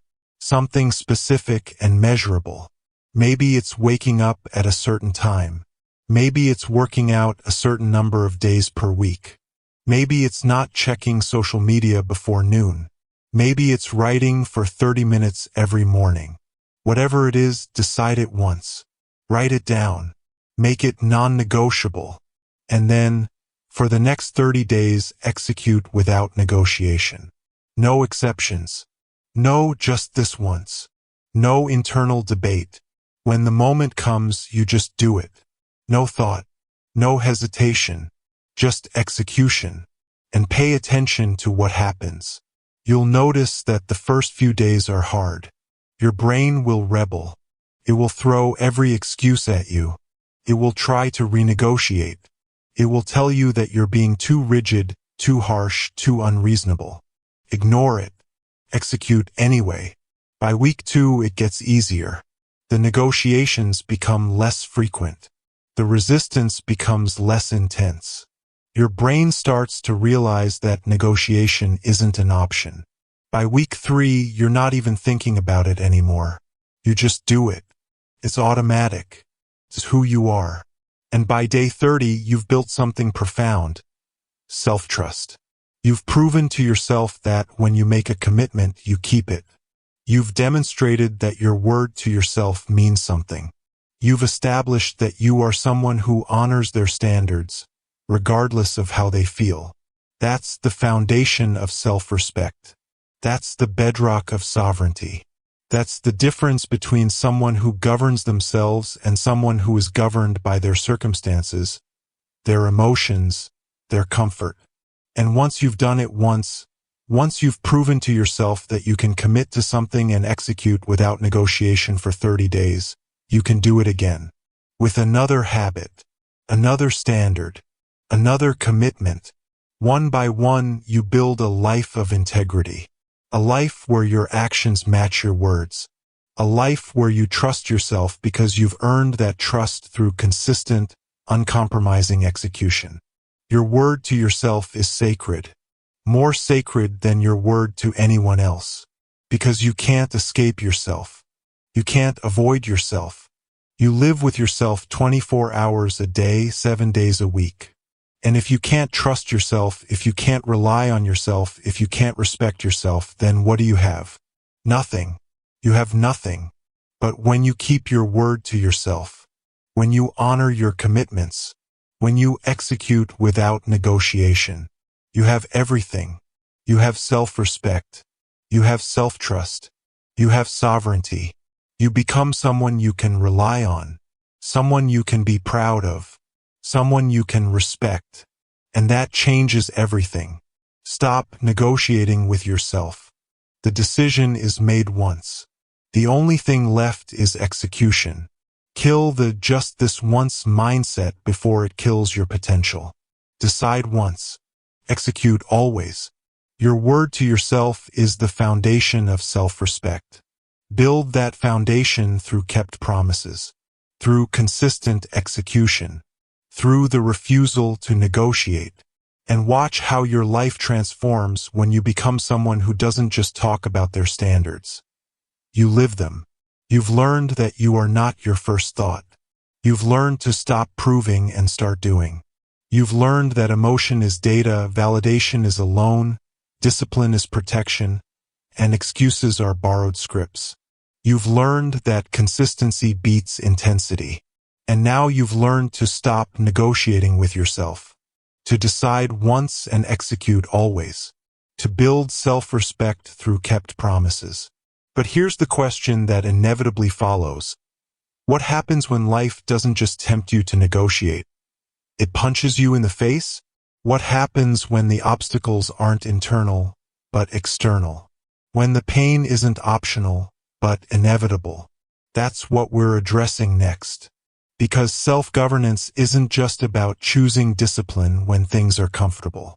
It's about choosing your response when things fall apart. Chapter 7. Suffering is inevitable. Victimhood is a choice. Here's the hard truth nobody wants to tell you. Life is going to hurt you. It's going to break you. It's going to hand you losses you didn't deserve. Betrayals you didn't see coming. Failures that crush your spirit. Grief that makes you question whether you can keep going. You're going to experience pain. Deep pain. Unfair pain. Pain that makes you want to scream at the universe for its cruelty. That's not up for debate. That's not something you can avoid by being good enough, smart enough, or careful enough. Pain is universal. Suffering is part of the human experience. And no amount of self-governance will protect you from it. But here's what is up for debate. Whether you let those experiences define you or refine you. Pain is universal. Misery is optional. Let me explain the difference. Pain is what happens to you. It's the loss of someone you love. It's the betrayal by someone you trusted. It's the failure of something you worked for. It's the diagnosis you didn't want. It's the rejection you didn't expect. Pain is external. It's imposed on you by life, by other people, by circumstances beyond your control. You can't avoid pain. You can't negotiate with it. You can't manifest your way out of it. Pain is coming. It's already here. It's waiting around the next corner. But misery is different. Misery is what you do with the pain. It's the story you tell yourself about what the pain means. It's the identity you build around your suffering. It's the decision to stay stuck in the wound instead of working to close it. Misery is optional. It's a choice. And it's the choice that determines whether pain destroys you or develops you. Governing yourself means refusing the victim narrative, even when you've been genuinely wronged. And that's the part that makes people angry. Because when you've been genuinely wronged, when someone really did betray you, when life really was unfair, when you really didn't deserve what happened to you, it feels like refusing the victim narrative is the same as saying the pain wasn't real or the injustice didn't happen. But that's not what I'm saying at all. The pain is real. The injustice is real. The wrongdoing is real. But the victim narrative, the story that you are now and forever defined by what was done to you, that you are powerless, that you are broken beyond repair, that your future is determined by your past, that narrative is optional. And it's a trap. Because the moment you adopt the victim narrative, you give away your power. You hand over your sovereignty. You make your past more powerful than your future. And you can't govern yourself from that position. You can't move forward. You can't heal. You can't grow. You're stuck. Perpetually stuck. In the wound. In the story. In the identity of someone who was hurt and can't recover. That's not freedom. That's a prison. And you're the one holding the key. Blame is the surrender of power. Here's how it works. Something terrible happens to you. Someone hurts you. And they're at fault. Genuinely at fault. They made the choice. They caused the pain. They're to blame. And you have every right to be angry. Every right to feel betrayed. Every right to acknowledge that what they did was wrong. But the moment you decide that your pain is someone else's fault and therefore your healing is someone else's responsibility, you give them control over your recovery. You make them the gatekeeper to your peace. You make their apology, their acknowledgement, their change the prerequisite for your healing. And here's the problem. They might never apologize. They might never acknowledge what they did. They might never change. So what now? You just stay broken? You just stay stuck? You just wait indefinitely for them to give you permission to move on? That's not sovereignty. That's dependency. Yes, they may have caused the wound, but you are the only one who can close it. Read that again. Let it settle. They caused the wound. You close it. That's the division of responsibility. That's the separation between what they did and what you do next. What they did to you is their responsibility. How you respond to it is yours. And I know that doesn't feel fair. It's not fair. You shouldn't have to be the one to clean up the mess they made. You shouldn't have to be the one to do the work of healing from something you didn't cause.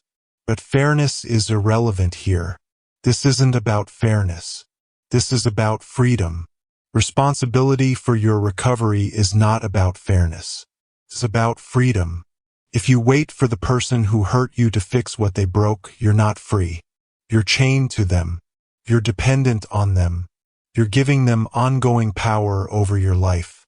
But if you take responsibility for your own healing, if you decide that regardless of who caused the wound, you are the one who will close it, you reclaim your power. You reclaim your sovereignty. You reclaim your life.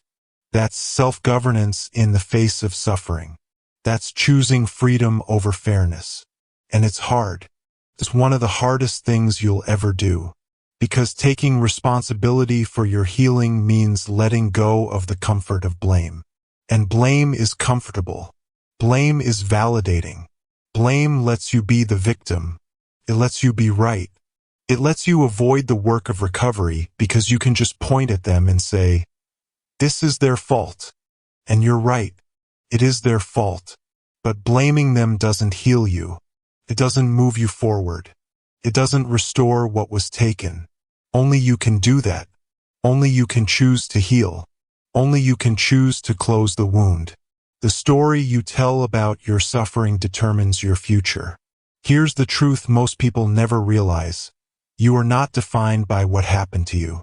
You are defined by the story you tell about what happened to you. Two people can experience the same trauma, the same loss, the same betrayal. One becomes a victim. The other becomes a survivor. One gets stuck. The other gets stronger.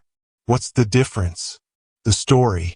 Are you the victim of circumstances or the author of your comeback? Are you someone life happened to or someone who happened despite what life threw at you? Are you defined by what happened to you or by how you responded to what happened? The narrative you choose becomes the life you live. If you tell yourself the story that you're broken, that you can't recover, that you're too damaged to move forward, you become that story. You live into it. You prove it true. If you tell yourself the story that you're a survivor, that you're resilient, that you're someone who gets knocked down but gets back up, you become that story. You live into it. You prove it true. Both stories are available to you. Both are valid interpretations of your experience. Both can be supported by the facts. But only one leads to sovereignty. Only one leads to healing. Only one leads to a future that isn't chained to your past. Govern your story or it will govern you. This is where self-governance meets suffering. This is where you have to decide. Am I going to let this experience define me? Or am I going to use this experience to refine me? And here's the thing, you don't have to pretend it didn't hurt. You don't have to minimize the pain. You don't have to fake strength you don't feel. You can acknowledge the hurt and still choose the story of resilience. You can say, "That broke me, and I'm putting myself back together, and I'm going to be stronger in the broken places." You can say, "That was unfair, and I'm not waiting for justice to move forward. I'm creating my own recovery." You can say, "That person hurt me, and I'm not giving them ongoing power over my life. I'm taking my power back by healing without their permission." That's the story of sovereignty. That's the narrative of self-governance. And it's not easy. It's not a one-time decision. It's a daily practice, a daily choice, because the victim narrative will call to you. It will whisper. It will seduce you with its simplicity, its comfort, its validation. You're not responsible for this. You're not to blame. You're the victim here.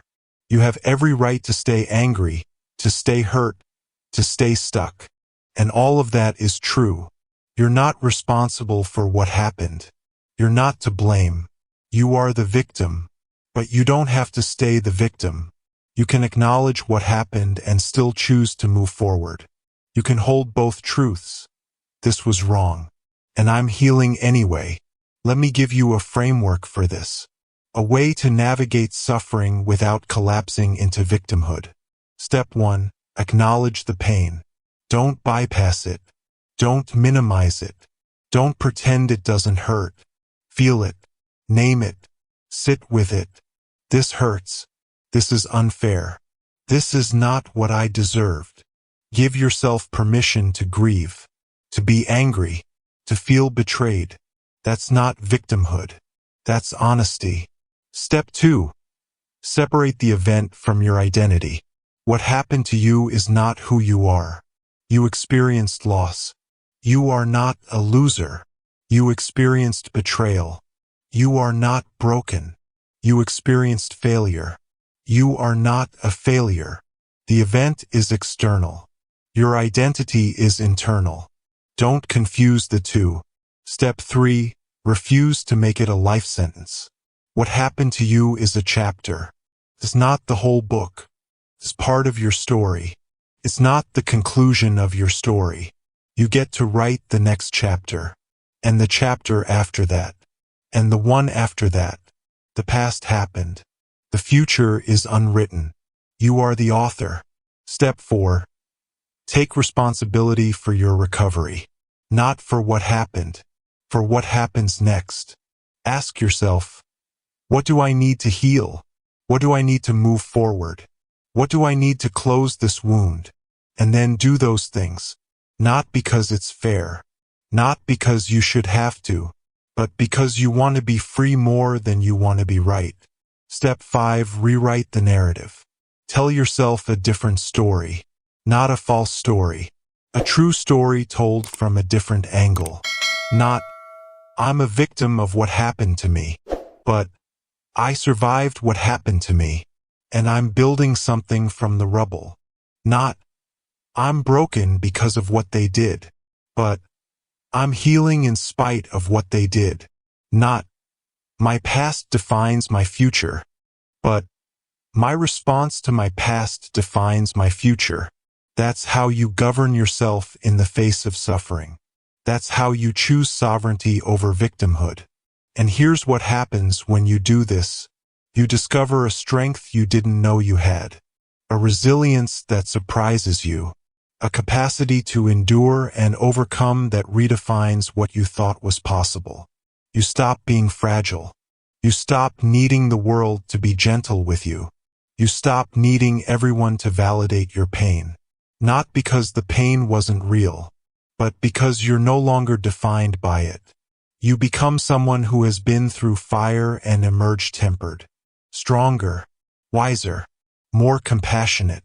You become someone who doesn't need perfect circumstances to thrive, who doesn't need a pain-free life to be powerful. You become someone who knows that suffering is inevitable, but misery is optional. That pain is universal, but victimhood is a choice. And that's freedom. That's sovereignty. That's self-governance at its deepest level. Because anyone can govern themselves when life is easy, when things are going well, when there's no pain, no loss, no betrayal. But can you govern yourself when life breaks you? When you've been genuinely wronged? When the victim narrative would be completely justified? That's the test. That's where sovereignty is proven. And if you can pass that test, if you can refuse victimhood even when you've been genuinely victimized, there's nothing life can throw at you that can break your spirit permanently. You might get knocked down. You might get hurt. You might experience pain you never imagined. But you won't stay down. You won't stay broken. You won't stay stuck. Because you've learned the most important lesson of self-governance. You can't always control what happens to you, but you can always control what you do with what happens to you. You can't control the pain, but you can control the story. And the story you choose, victim or survivor, defined or refined, stuck or sovereign, that story becomes your life. So choose carefully, choose powerfully, choose sovereignty. Pain is universal. Misery is optional. Blame is the surrender of power. Responsibility is the reclamation of it. The story you tell about your suffering determines your future. Govern your story. Refuse the victim narrative. Choose the comeback. That's how you transform suffering from something that destroys you into something that develops you. That's how you take the worst thing that ever happened to you and turn it into the foundation of your strength. That's sovereignty in the face of suffering. And it's available to you right now, no matter what you've been through. You've learned that you are not your first thought. You've learned to stop proving and start doing. You've learned that emotion is data, validation is a loan, discipline is protection, and excuses are borrowed scripts. You've learned that consistency beats intensity, and that you must stop negotiating with yourself. And now you've learned that suffering is inevitable, but victimhood is a choice. That pain is universal, but misery is optional. That the story you tell about your suffering determines your future. But all of these lessons, every single one, point to a single ultimate truth. The truth that ties everything together. The truth that makes all of this possible. Chapter 8. Sovereignty is the only freedom that lasts. Everything can be taken from you. Your money can disappear overnight. Your status can crumble. Your relationships can end. Your health can fail. Your possessions can be lost. Your reputation can be destroyed. Every external thing you rely on for your sense of security, your sense of identity, your sense of freedom, it's all temporary. It's all fragile. It's all outside your control. Except one thing. The one thing no one can take from you. The one thing that survives every loss, every betrayal, every catastrophe. Your ability to govern yourself. External freedom is fragile. Internal sovereignty is unbreakable. Let me tell you what external freedom looks like. External freedom is having enough money that you don't have to worry about bills. It's having a job that gives you flexibility. It's having relationships that support you. It's having good health that lets you do what you want. And all of that is valuable. All of that is worth working for. All of that makes life easier, more comfortable, more enjoyable. But it's fragile, because it depends on circumstances, on other people, on forces beyond your control. The economy crashes and your financial freedom evaporates. The company downsizes and your job security disappears. The relationship ends and your emotional support is gone. The diagnosis comes and your physical freedom is compromised. External freedom is conditional. It's contingent. It's dependent on things staying the way they are. And things never stay the way they are. Internal sovereignty is different. Internal sovereignty is the freedom that lives inside the fortress no one else can enter. It's your ability to govern your mind regardless of what's happening around you. It's your ability to choose your response regardless of what stimulus you're facing. It's your ability to remain anchored to your values regardless of what pressures you're under. You can lose your money and you still have sovereignty. You can lose your status and you still have sovereignty. You can lose your relationships and you still have sovereignty. You can lose your health and you still have sovereignty. Because sovereignty isn't about what you have. It's about who you are. It's about the space between stimulus and response. It's about the refusal to be governed by external validation. It's about the discipline to act in alignment with your standards even when it's hard. It's about the consistency to show up even when no one's watching. It's about the refusal to negotiate with yourself. It's about choosing response over victimhood. That's the freedom that lasts. That's the freedom that survives every storm. Because it doesn't depend on circumstances. It depends on you. Self-sovereignty is the only freedom that survives every storm, because it lives inside the fortress no one else can enter. Think about the people throughout history who demonstrated this kind of sovereignty. Viktor Frankl in the concentration camps. Nelson Mandela in prison for 27 years. Epictetus as a slave in Rome. Stockdale as a POW in Vietnam. These people had everything taken from them. Their freedom, their comfort, their safety, their dignity. But they couldn't lose their sovereignty. Because sovereignty isn't external. It's internal. Frankel couldn't control what the guards did to him, but he could control how he responded to it. Mandela couldn't control his imprisonment, but he could control whether he let it make him bitter or better. Epictetus couldn't control his status as a slave, but he could control his philosophy, his mindset, his internal freedom. And that internal freedom, that sovereignty, is what carried them through. It's what sustained them. It's what allowed them not just to survive, but to become exemplars of human resilience and dignity. That's the power of sovereignty. That's the freedom that lasts. And it's available to you right now, regardless of your circumstances. You might not have financial freedom, but you can have sovereignty. You might not have perfect relationships, but you can have sovereignty. You might not have ideal health, but you can have sovereignty. Because sovereignty doesn't require perfect circumstances. It requires only one thing: the willingness to govern yourself regardless of what's happening around you. Now, here's what you need to understand. Governing yourself is not a destination. It's a practice. And this is where most people get discouraged. They read a book like this.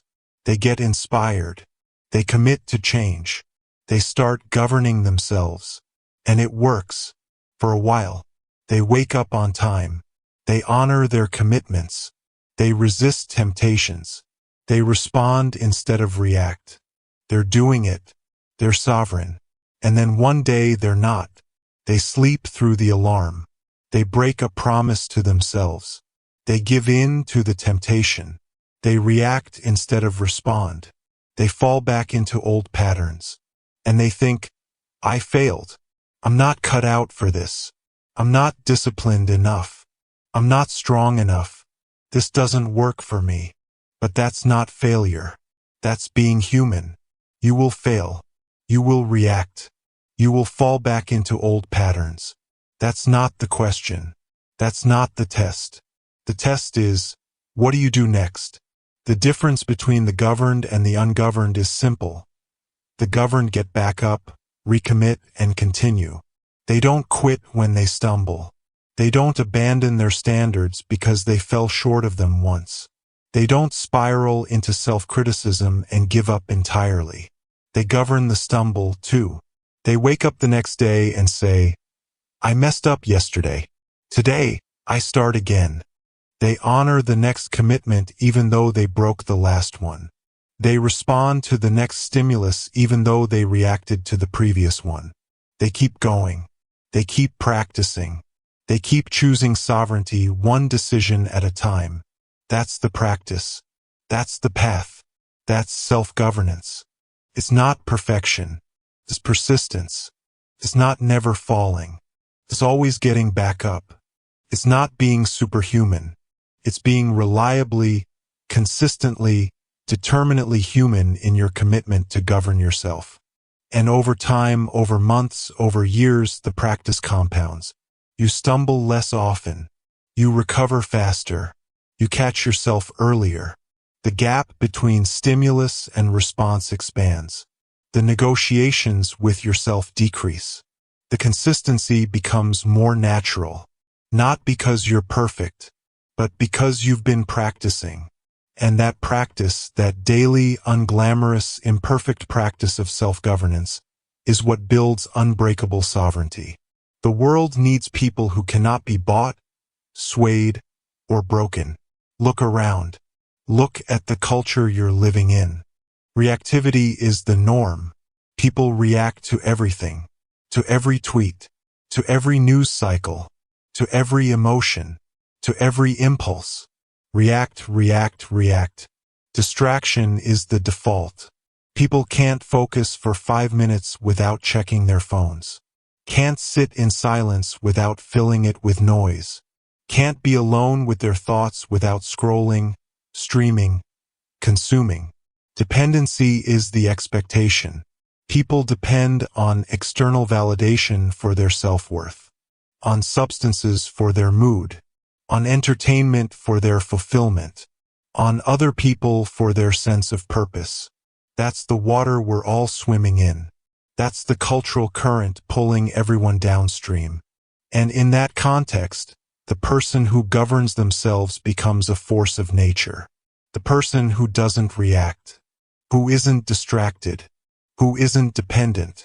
The person who thinks before they speak, who acts with intention, who remains anchored to their values even when everyone around them is being swept away by the current. That person stands out. That person matters. That person changes everything. Not because they're trying to change the world, but because they've refused to let the world change them. You become the example. You become the standard. You become the proof that it's possible. People around you will notice. They might not say anything at first, but they'll notice.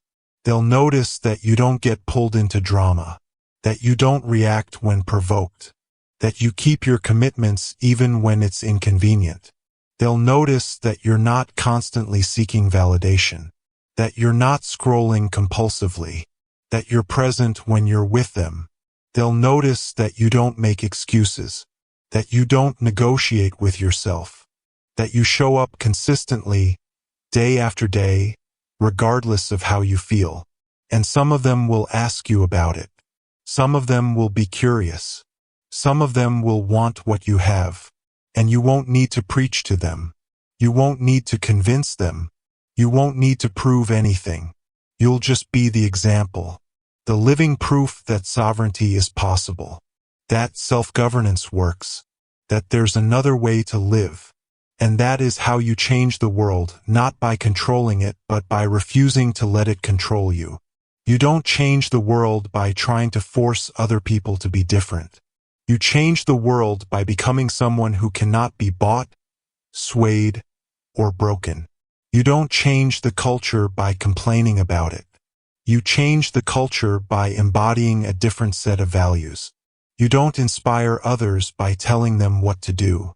You inspire others by showing them what's possible. That's the power of sovereignty.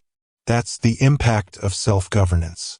When you govern yourself, you give others permission to govern themselves. When you refuse to be controlled by external forces, you show others that they don't have to be controlled either.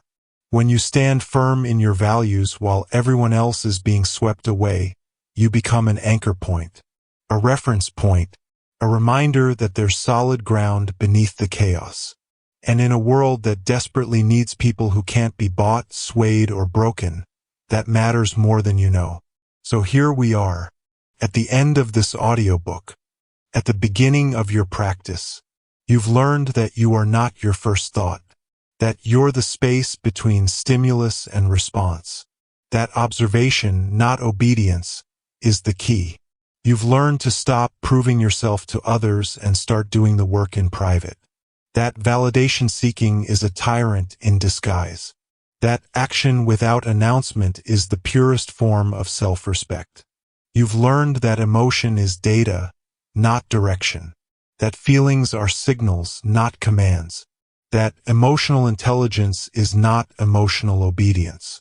You've learned about the silent cost of seeking validation. That external approval is a loan you can never repay. That self-worth must be built from within through aligned action and kept promises. You've learned that discipline is not punishment, it's protection. That you discipline yourself not because you're broken, but because you're valuable. You've learned that your excuses are borrowed scripts. That most of your reasons are other people's rationalizations. That responsibility isn't about fault, it's about ownership. You've learned that consistency beats intensity every time. That the extraordinary is built from the ordinary, repeated relentlessly. That habits, honored daily, compound into transformation. You've learned to stop negotiating with yourself. That every internal debate weakens your authority. That the decision is made once, and the only thing left is execution. You've learned that suffering is inevitable, but victimhood is a choice. That pain is universal, but misery is optional. That the story you tell about your suffering determines your future. And now you understand that sovereignty is the only freedom that lasts. That external freedom is fragile, but internal sovereignty is unbreakable. That self-governance is not a destination, but a practice. So what now? Now you choose. You choose whether you're going to keep living on autopilot, governed by your impulses, your emotions, your need for validation, your borrowed excuses, or whether you're going to start governing yourself. You choose whether you're going to keep negotiating with yourself, reacting to life, blaming your circumstances, or whether you're going to decide once and execute always. You choose whether you're going to let your suffering define you, or whether you're going to use it to refine you. You choose whether you're going to seek external freedom that can be taken away, or build internal sovereignty that can never be lost. The choice is yours. It's always been yours. And the beautiful thing, the liberating thing, the empowering thing, you don't need anyone's permission. You don't need perfect circumstances. You don't need more time, more resources, more support. You just need to start, right now, with one decision, one commitment, one choice to govern yourself instead of being governed by everything else. Wake up tomorrow and honor one commitment, just one, before you negotiate, before you make excuses, before you react. Do the thing you said you would do. Keep the promise you made to yourself. Respond instead of react. And then do it again the next day, and the day after that. Not perfectly, not flawlessly, but persistently, consistently, sovereignly. Build the practice. Install the habits. Expand the gap between stimulus and response. Stop seeking validation. Stop making excuses. Stop negotiating with yourself. Start governing yourself. And watch what happens. Watch how your life transforms when you stop being a passenger and start being the pilot. When you stop reacting to life and start responding to it. When you stop being governed by external forces and start governing yourself from within. You will stumble. You will fail. You will fall back into old patterns. And when you do, you'll get back up. You'll recommit. You'll continue. Because you're not trying to be perfect. You're practicing sovereignty. And sovereignty, true, unbreakable internal sovereignty, is the only freedom that lasts. It's the freedom that survives job loss and financial hardship. It's the freedom that survives heartbreak and betrayal. It's the freedom that survives illness and aging. It's the freedom that survives every external change because it doesn't depend on anything external. It depends only on you. On your willingness to govern yourself, on your commitment to respond instead of react, on your refusal to surrender your power to circumstances, emotions, or other people. That's the freedom you're building. That's the sovereignty you're claiming. And it starts right now. Not tomorrow. Not Monday. Not when things calm down or when you feel ready. Right now. With one choice. One decision. One commitment to govern yourself. The world is waiting for people who cannot be bought, swayed, or broken. People who respond instead of react. People who do the work in silence and let their results speak. People who treat emotion as data, not direction. People who build self-worth from within, not borrow it from others.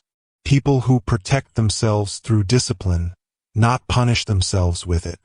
People who refuse borrowed excuses and write their own script. People who choose consistency over intensity. People who stop negotiating with themselves and decide once, execute always. People who transform suffering into strength instead of letting it become their identity. People who understand that sovereignty is the only freedom that lasts. The world is waiting for those people. And you can be one of them. You already are one of them. You just need to start practicing like one. So stop reacting to life. Start governing yourself. and become unbreakable. So here's where we are. You now understand that your first thought is not your identity.